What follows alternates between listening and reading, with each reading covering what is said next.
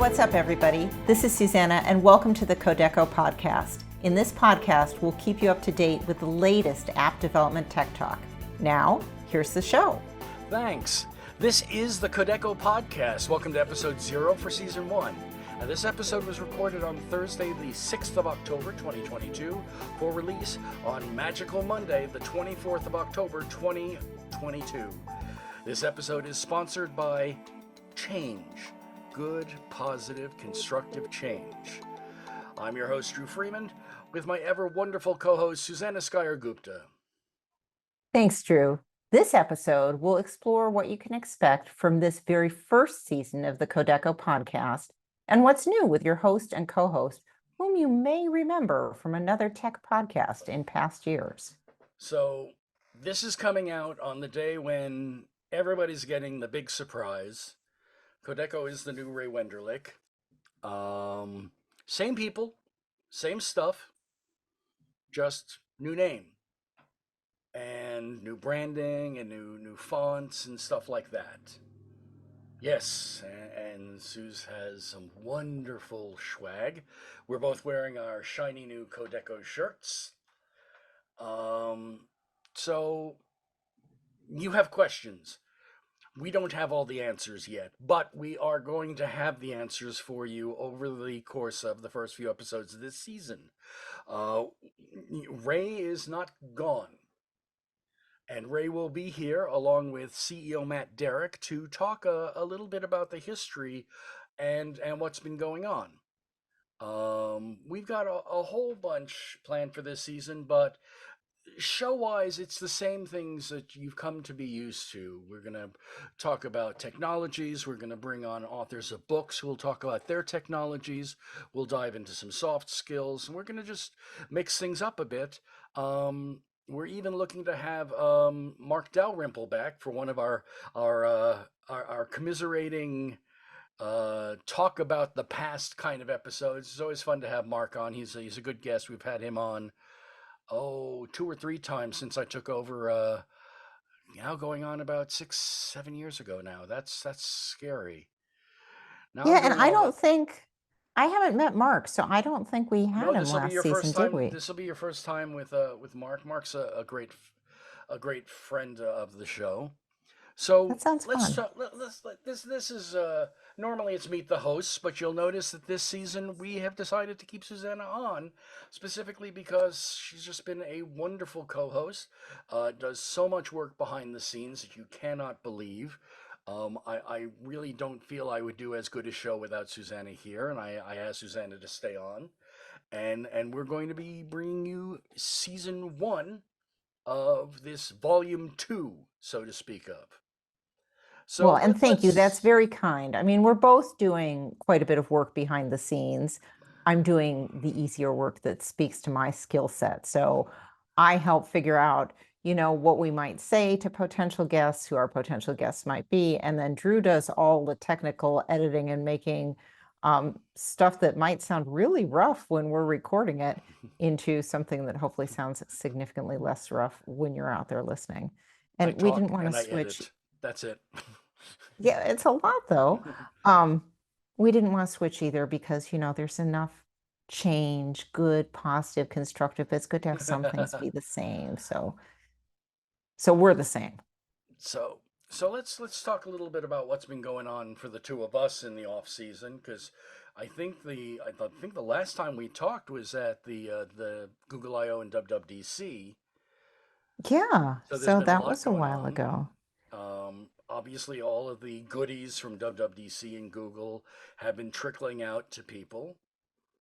Now, Suz, we were talking to you last season about wearables, and you finally succumbed?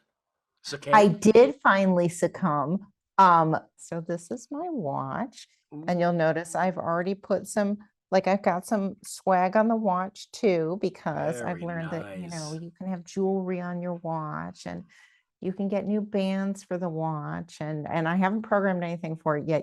So yeah, I have the Pride band that came out this past June. That looks cool. Is it comfy? Oh yeah, I like it. It's got the Velcro connector on it, so I can wear it as tightly or as loosely as I want to. Nice. Have you started loading up any complications? Yes. So I have, so it took me a little while to figure that out. I'm still trying to work on, I'm intrigued by this focus concept, and I don't have that perfect yet, but both on the phone and then also on the watch. Like the idea that now, I think this is an iOS 16 Hmm. thing, that we can set a different lock screen on the phone according to focus. And in Yes. switching to that lock screen, that enables the focus, and then your watch follows suit. Yeah, So I'm starting to play with that. on iOS and watchOS, focus is much more focused, so to speak, in the new release. I found a lot of difficulty with it because I was losing a lot of messages and notifications. I had to go in and Mm. say, no, these specific people, they can always break in. Yeah, that's exactly what I'm tweaking with. Like, I actually don't want, like, my husband loves to have every single notification. I mean, if to me, it feels like every single notification comes everywhere on every device, but he really likes like getting texts and Facebook Messenger messages on the watch. And I have to say, I'm not sure I want that. Like, that was one of the things I was hesitant about in the first place is like, ooh, please, everyone stop talking to me because right now I just want to work, or right now I Hmm. just want to exercise. So shutting that down, but I like how in focus you can actually go person by person, you know? Hmm. Yeah, I have certain people that, if I'm sleeping, their messages go through. Yeah, yeah, Um, because they're your people. but unlike our discussions, I didn't go for a 9. Oh, I wondered. I Okay. I'm really happy. I have a 7. Okay. Um, is it a 6 or a 7? I think it's a 7. So the latest I've lost track. hardware is Series 8, and then the latest OS, Okay, which you then probably do have, is WatchOS 9. right. So I have a 6. Okay. And you Yeah, like it. because yes, I like my 6. I really liked the 8 Ultra, but I am not that kind of person. I don't need it. I I was I just starting to listen to fellow podcasters doing a review of that today. And I think it's David Smith, the widget kit, widget Smith, mhm. watch Smith guy. I think he just got an ultra. And in addition to being like Mr. Widget who changed user interface for the watch and phone, he's also a huge hiker. And Okay. so, I was gonna say so it makes if you're sense. just a widget nut, great, go talk about them. But unless you're a hiker, a diver, runner, a swimmer, I mean, you don't need it. I remember when the Mac Pro first came out with the Swiss cheese hardware, Mhm. and people were like, "I'm gonna get one of those," and I'm like, "Don't. You don't need it." Unless you are rendering on a level of Pixar, you don't need it. But it looked cool. Oh, I And mean, that yeah, of that course same they look sentiment is really cool. driving the ultra, the it looked cool. Yeah. But the people who it should look cool to are probably going to be going crazy over it because it is a beautiful piece of hardware. So let's see, what else is new between us here? I'm looking on our list of compiled information. Yeah, and I Um, put together this list because I listened back to what we said to each other at the start of our last go around. And one of the okay. things you were doing was you were teaching your kiddo Python with a view Hmm. towards he had, as a younger person, Hmm. learned to program in Scratch. And you're like, okay, it's time for you to level up into something that's a real language. So Hmm. where are you guys at on that? And what's he doing in his dev journey? Well, what he's doing right now is having recently turned 16, his dev journey has turned to driving journey. He is currently learning how to drive a car. And that's one of the things that's primarily occupying his academic intake. He went through Python fairly well. Um, he's really got this tangential interest in what's it called, the graphic platform that We have books on it. Unity? Unity. He's got a Okay. tangential interest in Unity, but I think the complexity of Unity sometimes trips him up. But right now, he will bounce between different things as far as programming. He still loves a good Scratch. Scratch itself keeps advancing a bit, so he keeps learning different things he can do with that, and I've been relatively impressed with what he can do with that. Oh, I that's think at some cool. point, if he doesn't give up on Scratch, I'm gonna make him try to do the game of life. Oh, I feel like we talked about that, but maybe with one of our guests. We did. I was asking whether or not it could be done in, I think, Flutter. Yeah, I think you were. And wasn't the And answer he said he was yes? like, I'm going to go try that now. Yeah, yeah. So, so yeah, I may sit down and try to teach him Game of Life and see how he takes to that. That sounds fun. And yes, so we or whoever replaces me for next season will check back with you to see how that is Hmm. and how driving went. Oh my God.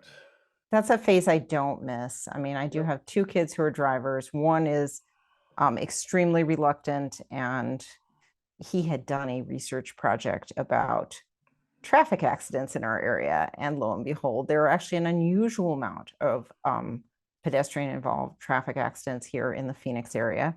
And, that's not knowledge that once you have it makes you a calmer driver. And so he avoids it as much as possible. And then my Mm. kiddo, doesn't have to drive too much because they're in Boston. But, it's a good thing to know. It's a good skill to have. Do you feel like where you guys live, you have to drive, or can you get around with public transit? I'm in a part of town where it's very suburban, so the nearest bus stop is about a half-mile walk. So that's not so great in the winter. No, no, and if he wants to get a job, he's gonna probably need to start driving. Yeah. Well, So you were baking, and now you're baking bagels. okay. So a year ago, we talked about baking challah. So I was thinking if we're going to Hmm. talk about baking again, that's really the only thing that I have to add to the repertoire is so a while ago at my birthday time, I actually took an online class. It was super fun. I highly recommend online baking classes um, on how to bake bagels, and which is something that although other people had said to me, why'd you even take a class? It's so easy. I was like, I don't think of it that way. But the class really helped. So I now can tell you I can bake bagels. They are laborious because the dough is so thick that you can't, unless you have a really high-end specialty kind of mixer, like beyond a KitchenAid, um, you are doing it by hand. So it just takes a while. Like it's fun, but it's a project. Like you're not like, oh, what should I do? I'll bake some bagels. You have to plan it out. Um, and then the one I'm trying to crack right now that's going absolutely terribly is corn tortillas. So I Hmm. have made batch after batch of mediocre corn tortillas. So who knows? Maybe in a year that will be a different thing. But I bought the tortilla press and I bought the bag of masa. And so, like the masa harina, like before it's turned into masa. And so now I've got to use those and hopefully turn them into decent tortillas. So how about you on the cooking front? Oh, I utterly gave up on doing challah because I just did not have it in me to leave it in the dough, so to speak. Mm, It's just, it was brutal.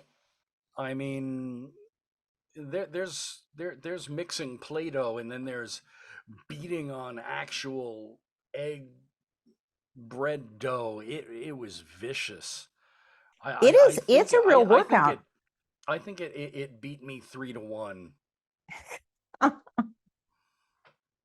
So, what I did recently actually with a friend is we went to like a community challah bake, and the gal, and like it was really just like a social occasion. So they gave us the dough and we shaped it and put the toppings on. Like it wasn't like the hard part was done. But the gal who was running it said, she does like by hand 5-pound bags of flour at once, because there's like that religious aspect that where you separate out the piece and like offer it as a burnt offering kind of thing. So I think we're going to try that actually. Like we're going to do a little, because I've got these 2 big bowls that I got recently. So I think we're going to try the like, let's do it in massive quantity. And so I'll report back on that. Now, you told me this before we started recording, but since we do have video that will be on YouTube as always, you have a pair of earrings that are gigantic swifts. Okay, I so love these. And there is a Kodeco tie-in in this. Okay. And I don't know if you guys can see this, but one of these Swifts says async, and the other one of them says, and I'm probably turning them so they're backwards in the camera. The other one says await. Well, this Oh is the God. async one. Isn't that funny? So these were designed by Ellen Shapiro, designated nerd on Twitter, who is one of our Kodeco contributors. And also, that's a foul for you. Sorry, please don't count them.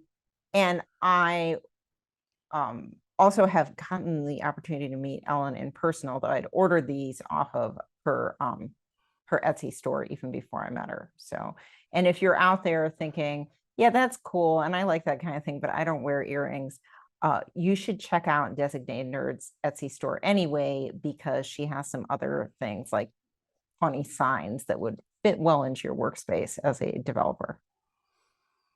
Okay, so thank you for asking. What other changes have we got this season? With any amount of luck, we're not going to be asking people how they're slogging through the pandemic. Oh, thank God. I mean, I do feel like still fair game is the question, what did we learn from it? And what do you feel you and your workplace are taking forward? But it's not as central in our minds, at least right now when we're recording it. So, but with any amount of luck, that's gone. I realize there's so many other diseases that keep popping up and rearing their ugly heads. I'm not going to list them off just because, well, it's too damn depressing at this point, and I'd rather get ready to discuss tech and things like that because that's what we're here for. Of course, as always, we are part of an international community here, and we send our prayers and hopes out to every place that's having fighting and difficulty in the world right now. Obviously, Ukraine and other countries that are doing that, because we're all just at heart tech folks on this podcast who just want to do tech and not worry and about. to use tech for good. And we see you in Russia, and we know that there are people who don't want to be there, and maybe whose skill as developers can help them leave and work elsewhere, God willing. And we see you and hear you in Iran to the extent that we can. And so Kodeco is truly an international community, and we're proud of that and want to recognize that on our show. We are still the same people who have been working at raywendelick.com. We are still going to be turning out great tutorials, great books, hopefully great podcasts, if we can pat ourselves on the back here. And we, as always, look forward to your comments.